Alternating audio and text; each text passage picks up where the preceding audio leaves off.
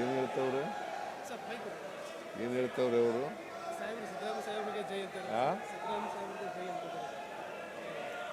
ಕೂತ್ಕೊಳ್ಳಿ ಕೂತ್ಕೊಳ್ಳಿ, ಕೂತ್ಕೊಳ್ರಪ್ಪ.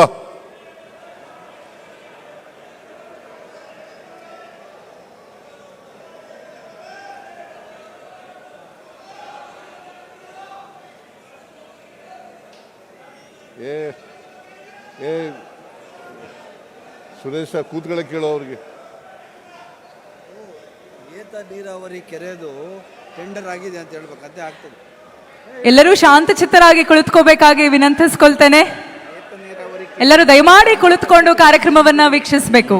ಎಲ್ಲ ಕಡೆ ಇಡೀ ರಾಜ್ಯ ಅದಕ್ಕೆ ಬೇಡ ಅನ್ನೋದು ಅವರು ಹೇಳೋದು. ಅದ್ರ ಬಗ್ಗೆ ಟೆಂಡರ್ ಆಗಿದೆ, ಟೆಂಡರ್ ಆಗಿದೆಯಾ? ಕೋರ್ಟ್ಗೆ ಹೋಗಿದ್ದಾರೆ, ಜಡ್ಜ್ಮೆಂಟ್ ಇದೆ. ಕೋರ್ಟ್ಗೆ ಹೋಗಿದೆ, ಜಡ್ಜ್ಮೆಂಟ್ ಇದೆ. ಕೂತ್ಕೊಳ್ಳಿ ಕೂತ್ಕೊಳ್ಳಿ. ಹೇಳ್ತಾರೆ ಕೂತ್ಕೊಳ್ರಿ, ಹೇಳ್ತಾರೆ ಕೂತ್ಕೊಳ್ರಿ.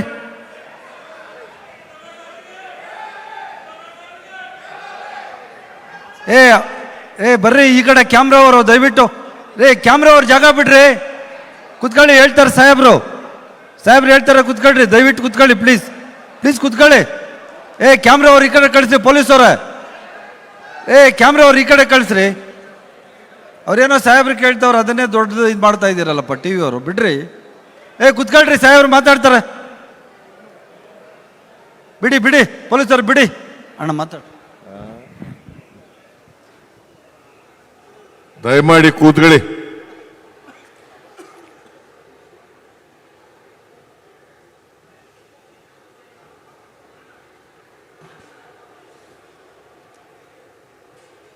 ಈ ಸಮಾರಂಭದಲ್ಲಿ ಭಾಗವಹಿಸಿರ್ತಕ್ಕಂಥ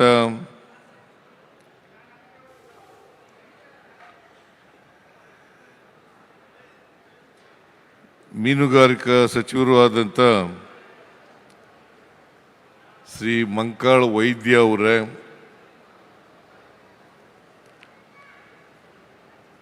ನಗರಾಭಿವೃದ್ಧಿ ಸಚಿವರಾದಂಥ ಶ್ರೀ ಬೈರ್ತಿ ಸುರೇಶ್ ಅವರೇ,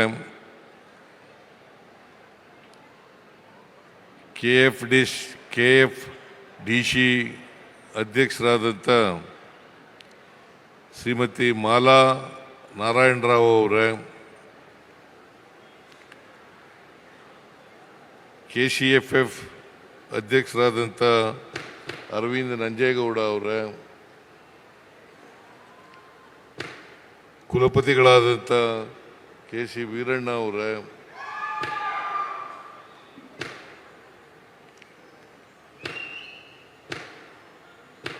ಇಲಾಖೆಯ ಕಾರ್ಯದರ್ಶಿಗಳಾದಂಥ ಡಾಕ್ಟರ್ ಶಮ್ಲಾ ಇಕ್ಬಾಲ್ ಅವರೇ, ಎಲ್ಲ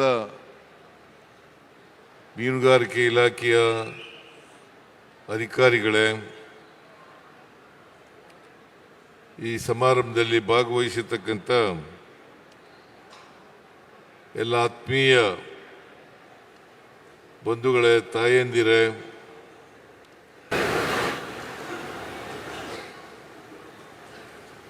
ಪ್ರಶಂಸಾ ಪತ್ರ ಪುರಸ್ಕೃತರೇ, ಮಾಧ್ಯಮದ ಗೆಳೆಯರೇ, ಇವತ್ತು ವಿಶ್ವ ಮೀನುಗಾರಿಕೆ ದಿನಾಚರಣೆಯನ್ನು ಆಚರಣೆ ಮಾಡ್ತಾ ಇದ್ದೀವಿ. ನಿಮ್ಮೆಲ್ಲರಿಗೂ ಕೂಡ ಮತ್ತು ಈ ರಾಜ್ಯದ ಜನತೆಗೆ, ವಿಶೇಷವಾಗಿ ಮೀನುಗಾರರಿಗೆ ಮೀನುಗಾರಿಕೆ ದಿನಾಚರಣೆಯ ಶುಭಾಶಯಗಳನ್ನು ಕೋರಲಿಕ್ಕೆ ಬಯಸ್ತಾ ಇದ್ದೇನೆ.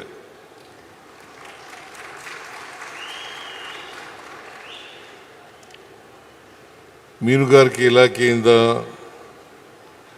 ಹಮ್ಮಿಕೊಳ್ಳಲಾಗಿರುವ ವಿಶ್ವ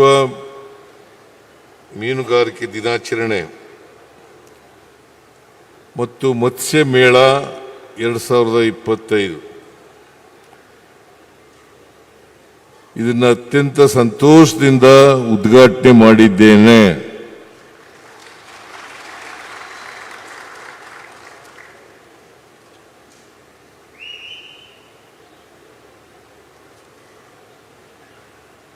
ಮೀನುಗಾರಿಕೆ ಒಂದು ಉಪಕಸಬು.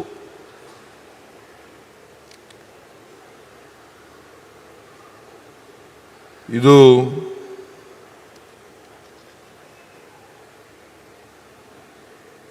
ಇದರಿಂದ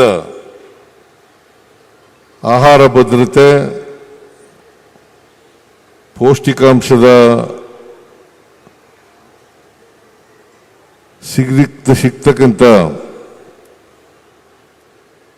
ಒಂದು ಉದ್ಯಮ ಅಂತಕ್ಕಂಥದ್ದನ್ನು ಹೇಳಲಿಕ್ಕೆ ಬಯಸ್ತಾ ಇದ್ದೇನೆ.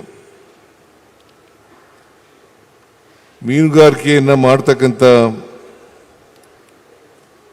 ಜನರು ಬಹಳ ಕಷ್ಟದಿಂದ ಮಾಡ್ತಾರೆ ಅಂತಕ್ಕಂಥದ್ದು ನನಗೆ ಗೊತ್ತಿದೆ. ಯಾಕಂದರೆ ಅವರ ಪ್ರಾಣವನ್ನು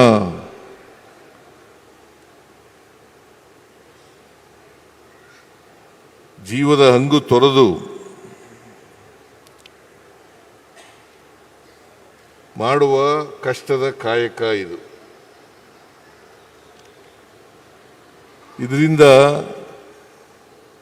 ಆರ್ಥಿಕ ಅಭಿವೃದ್ಧಿ ಆಗ್ತದೆ ಮತ್ತು ಸಾಕಷ್ಟು ಜನರಿಗೆ ಉದ್ಯೋಗ ಕೂಡ ಸಿಗ್ತಕ್ಕಂಥ ಕೆಲಸ ಆಗ್ತದೆ.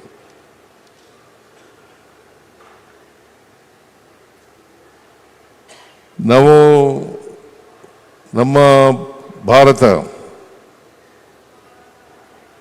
ಜಾಗತಿಕ ಮೀನು ಉತ್ಪಾದನೆಯಲ್ಲಿ ನಮ್ಮ ಕೊಡುಗೆ 7.7%.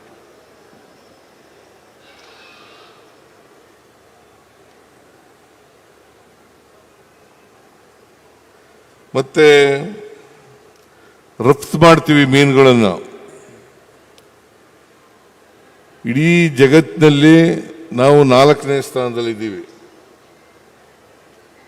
ರಫ್ತಿನಲ್ಲಿ 4ನೇ ಸ್ಥಾನ. ಕರ್ನಾಟಕದಲ್ಲಿ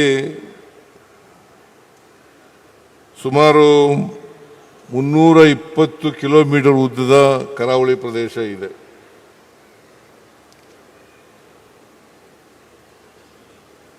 $5.5 ಲಕ್ಷ ಹೆಕ್ಟೇರ್ ಒಳನಾಡು ಜಲಪ್ರದೇಶ ಇದೆ. ಇಲ್ಲೆಲ್ಲ ಕೂಡ ಮೀನನ್ನು ಹಿಡಿದು ನಾವು ನಮ್ಮಲ್ಲಿ ಉಪಯೋಗಿಸ್ತಕ್ಕಂಥದ್ದು ಮತ್ತು ವಿದೇಶಗಳಿಗೆ ರಫ್ತು ಮಾಡ್ತಕ್ಕಂಥ ಕೆಲಸವನ್ನು ಕೂಡ ಮಾಡ್ತಾ ಇದ್ದೀವಿ. ಇದರಿಂದ ಉದ್ಯೋಗ ಸೃಷ್ಟಿಯಾಗ್ತದೆ ಮತ್ತು ಆರ್ಥಿಕ ಅಭಿವೃದ್ಧಿನೂ ಕೂಡ ಆಗ್ತದೆ. ಬಹಳ ಜನ ಇದರ ಮೇಲೆ ಅವಲಂಬನೆ ಆಗಿದ್ದಾರೆ. ಅವರಿಗೆಲ್ಲರಿಗೂ ಕೂಡ ಸುಮಾರು 10 ಲಕ್ಷ ಜನ ಇದರ ಮೇಲೆ ಅವಲಂಬನೆ ಆಗಿರ್ತಕ್ಕಂಥದ್ದು. 10 ಲಕ್ಷ ಜನ. ಇವರೆಲ್ಲರಿಗೂ ಕೂಡ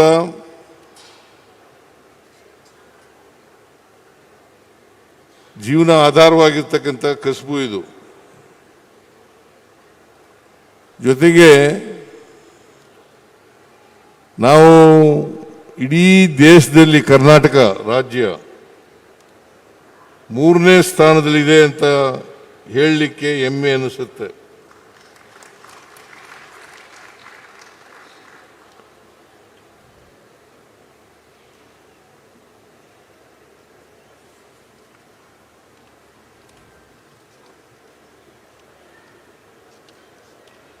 ನಮ್ಮ ಸರ್ಕಾರ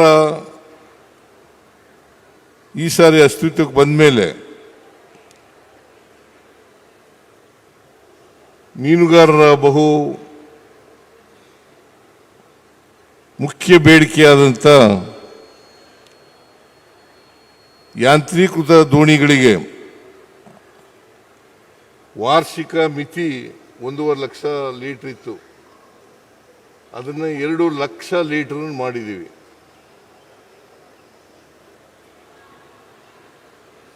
ನಾನು ಯಾಕೆ ಈ ಮಾತುಗಳನ್ನು ಹೇಳ್ತಾ ಇದ್ದೀನಿ ಅಂತಂದರೆ, ಇದು ಮೀನುಗಾರರ ಭಾಳ ಬಹುದಿನಗಳ ಬೇಡಿಕೆಯಾಗಿತ್ತು. ಅದಕ್ಕೋಸ್ಕರವಾಗಿ 2 ಲಕ್ಷಕ್ಕೆ ಹೆಚ್ಚಿಸಲಾಗಿದೆ. ನಾಡದೋಣಿಗಳಿಗೆ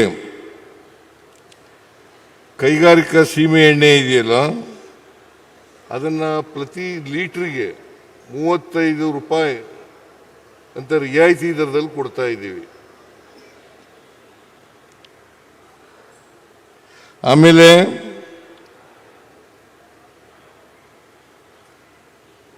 ಮತ್ಸ್ಯ ಆಂಬುಲೆನ್ಸ್ಗಳನ್ನು ಕೂಡ ಕೊಟ್ಟಿದ್ದೀವಿ.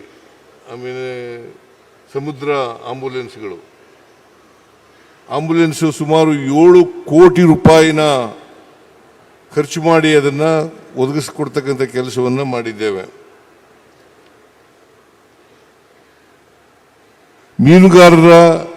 ಮೀನುಗಾರಿಕೆ ನಿಷೇಧ ಟೈಮ್ನಲ್ಲಿ 1,500 ರೂಪಾಯಿ ಇತ್ತು, ಅದನ್ನು 3,000 ರೂಪಾಯಿಗಳಿಗೆ ಹೆಚ್ಚು ಮಾಡಿದ್ದೀವಿ.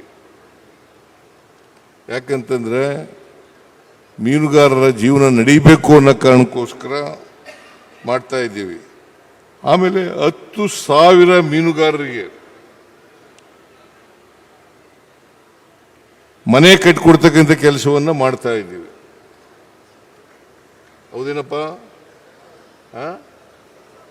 ಕಟ್ಟಾಯ್ತಾ? ಈಗ ಕಟ್ತಾ ಇದೆ.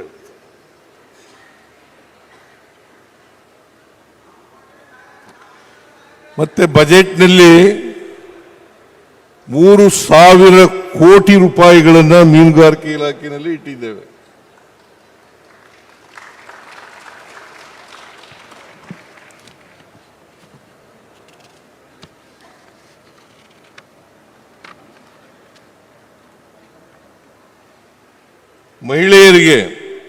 ಮಹಿಳಾ ಮೀನುಗಾರರಿಗೆ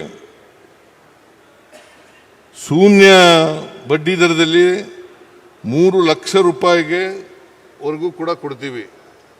ಬಡ್ಡಿ ರಹಿತವಾಗಿ 3 ಲಕ್ಷದವರೆಗೂ ಮಹಿಳೆಯರಿಗೆ ಸಾಲ ಕೊಡ್ತೀವಿ. ಆಮೇಲೆ ಪರಿಶಿಷ್ಟ ಜಾತಿ ಪರಿಶಿಷ್ಟ ಪಂಗಡದವರು ಇರ್ತಾರಲ್ಲ ಮೀನುಗಾರರು, ಅವ್ರಿಗೆ 4 ಚಕ್ರದ ವಾಹನ ಖರೀದಿಗೆ 3 ಲಕ್ಷ ರೂಪಾಯಿವರೆಗೆ ಕೊಟ್ಟಿದ್ದೀವಿ.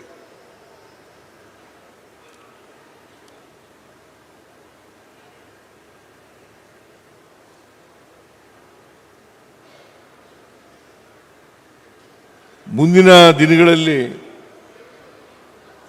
ಈ ಮೀನುಗಾರರ ವಿಶ್ವವಿದ್ಯಾನಿಲಯ ಸ್ಥಾಪನೆ ಮಾಡತಕ್ಕಂಥ ಉದ್ದೇಶ ಇದೆ. ಅದನ್ನು ಸರ್ಕಾರ ಮಾಡ್ತದೆ ಅಂತಕ್ಕಂಥ ಮಾತುಗಳನ್ನು ಈ ಸಂದರ್ಭದಲ್ಲಿ ಹೇಳಲಿಕ್ಕೆ ಬಯಸ್ತಾ ಇದ್ದೇನೆ.